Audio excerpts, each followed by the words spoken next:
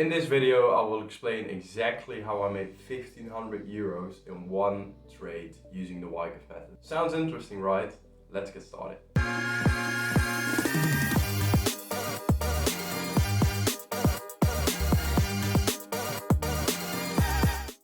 Alright, so we'll be talking about three things in this video. Number one will be the Wyckoff method in general. Number two will be how I made 1500 euros in one trade. And number three will be a bonus tip to improve your trading right now. By the way, are you enjoying my videos? Subscribe so you don't miss anything. Now, let's go to the chart. Let's take a look at the setup.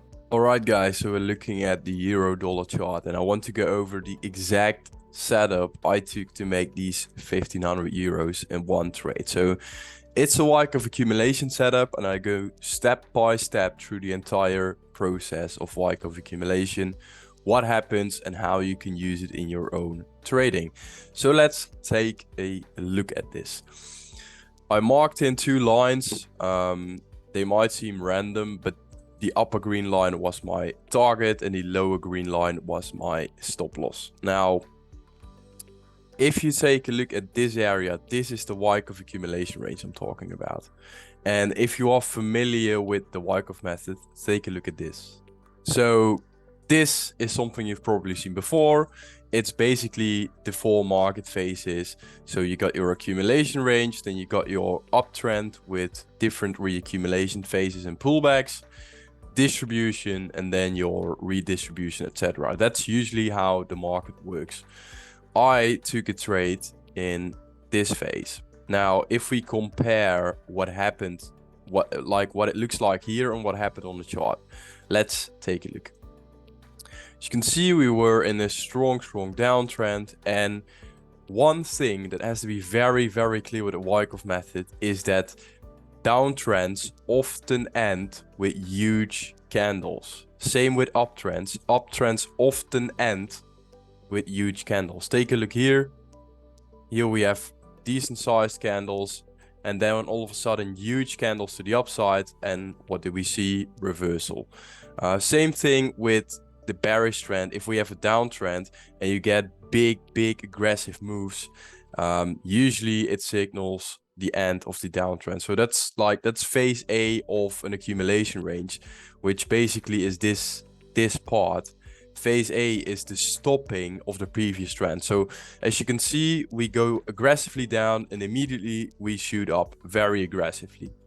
And we haven't seen that anywhere during this previous downtrend. So to me, this really stands out. That's your phase A of the accumulation. Then we form multiple touches above this key low, basically. So you can expect some liquidity to be stacked below this key low. And if we compare this to the schematics, you can see here as well, you got this key low and then multiple lows around equal being stacked above this key low. If we dive a bit deeper into it, so very detailed, in this case you could see that in phase B we still had a lower low, but I prefer if we just have the selling climax, so the stopping of the trend, and then multiple equal lows that don't break this low, and then you get your spring and then an aggressive move to the upside. That's what I prefer when I'm trading the Wyckoff method. So what we're seeing right now is basically this little part is what we are seeing on the charts in the euro-dollar chart. There we go. We have the lows in this area. This was the selling climax. We got declining highs, and then we got the breakout of the low, and immediately we shoot up and we go up and we break this level of structure here. We close above it, we break this level of structure, we close above it, and we can really see that this is a reversal. Now, what I really want to drive home, guys, what's really important is the difference in behavior when we break this level and when we break this level. Look at what happens. We break the low of the range and we stop. We stop here. We don't go down, and we try again on the next candle to go down, and again and again and again. And every time the price tries to go down, you immediately see a rejection there. And all of a sudden, a big move there. And then you get a quick move above this level, rejection, but the hour after it, we close above it again. And that really shows strength. Like as soon as we break the low, you get absorption of liquidity. Look at what happens when we break this high. There's no absorption. We just shoot through it. We shoot through it. We shoot through it. And that's what you want to see when you trade these types of setups. Quick rejection at the spring or the false breakout of the range, and then acceptance on the other side of the range. Then we don't see selling coming in here. This is often what you want to see, at least, is that this retracement that often happens is based on the bids drying up, basically. So you get buying, buying, buying, buying, but this buying dries up, and then you get your retracement. Maybe you get some profit taking here, you get some retracement, and then as soon as we retrace, look at what happens. Most people would be buying a retest of this high.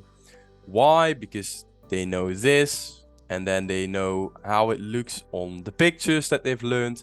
They're like, okay, I'm buying a retest here. However, very often price goes back to the last bit of resistance we created before we actually broke out of that area. This is that area. This is the last bit of resistance, and look how perfect it retested. Yes, this is a hindsight example, but if you implement this in your own trading, you can see that it really improves your performance. Why? Because you get a better entry. Of course, if you entered here and yet you stop here, it worked. But if you entered here, your risk reward was way better. You had less drawdown, less stress, etc. So that's a tip right there. If you're trading a retest, look for the last bit of structure instead of just picking the obvious level like this one. This is the last bit of resistance. Why? Look at that wick, and then we got another wick. So this is where selling was before we got the breakout, and that's the most important area. So that's just a tip right there. So how did I trade this? How did I enter, etc.? I have been implementing some changes in my strategy. I'm splitting my order up into parts. So one part is at the retest and one part is just in this area. So I scale in one buy around here, one buy around here. And then I just pick this as my target.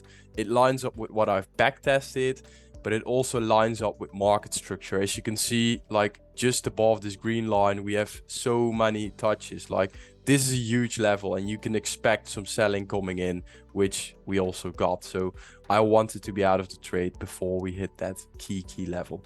So my entries were around this area, and then I basically put my stop here, target here, and then off we go. I have to say that in terms of trading, like you can pick the breakout and only trade the breakout, which I often do, which I've done on some of my accounts that I'm currently trading, and on other ones I also did the retest because I'm still implementing it.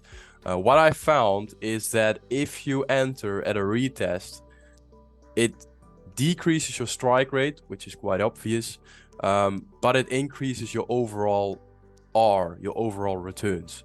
The downside is that sometimes you don't get a retest and price just does this and then you miss it, and that can be frustrating. So what I did is I split up my orders and I get the best of both worlds. So that's a tip right there. If you're trading Wyckoff Method, accumulation, breakouts, etc., try figuring out what the best entry spot is for you, not just in terms of returns, but also in terms of how it feels for you, what you like, because that's also very key in trading. Now, in terms of statistics, guys, you know that I backtest everything, and I'm a geek when it comes to that. But this setup was really high probability. There was around a 70% chance it was going to hit my target before taking out my stop loss. Again, how did I backtest it? Very specific rules for the stop and the target and the entry, and I just backtested what if I took this setup over the past 10 years over and over and over again. Would that have made money? Yes or no? That's what I did. And it turns out it makes money in the long run. Otherwise, I wouldn't be betting my own money on it. So that's how I got this set up, and that's like how I trade this. Like, I don't just look at a chart and be like, oh, this looks good. Yeah, this looks good. No, I have very specific rules that I follow over and over again, and that's how I trade the Wyckoff method. The Wyckoff method is quite discretionary, and I really build in rules to make it more rules-based, to actually be able to backtest it objectively, put some data behind it, and that's how I figured out my trading. So tip for you, if you're trading this method, be really specific. Specific rules for your stop loss, specific rules for your target, specific rules for your entry, and start testing those to see how it performs over time. I hope you learned a lot from this. Thanks for watching. Subscribe so you don't miss anything on this channel, because I will be talking more about the Wyckoff method and just trading tips in general, psychology, etc. Also, if you want to have a conversation with me via Zoom, one-on-one, free, no bullshit, just talking to me, below this video you'll find a link to my website. There you can click on free call. You can pick a time that suits you, and we can just discuss what you're struggling with. Let's say you struggle with psychology, for example. Then you book a call with me and we'll be talking about psychology for 30 minutes. I will be giving you tips on how to fix it, and then you will have some work to do, and then you improve your trading. And it's free, guys. Like, you have nothing to lose. So I enjoy those calls. I help a lot of people, and that's what I like. So if it's something for you, book the free call, and then I'll see you next time.